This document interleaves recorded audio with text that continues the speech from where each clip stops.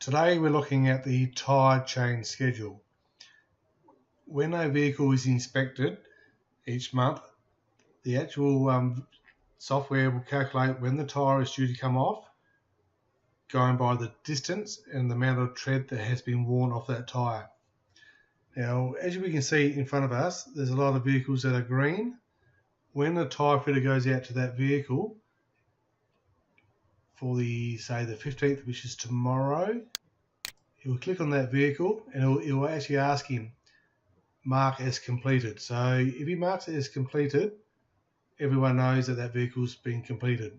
If the tyre fitter is not too sure on why he's changing the tyre, you can click on view inspection and the actual inspection details of that vehicle will appear, so you can actually look at the actual inspection on his screen, on his tablet or on his phone.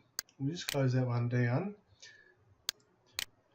For instance, if the tyre fitter went out tomorrow and thought, okay, that tyre can actually run a little bit further, or the workshop says, look, we got that vehicle coming in on the Monday, the 18th, tyre fitter can actually click and drag that vehicle to the Monday.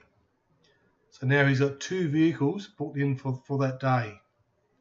It's just a simple of click and a drag, and the workshop managers or the fleet managers can control all of their tyres and vehicles and move them around, so there's not a heap of vehicles off the road at the same time. So it's just a simple, easy click and a drag, and away he goes. Thanks for watching.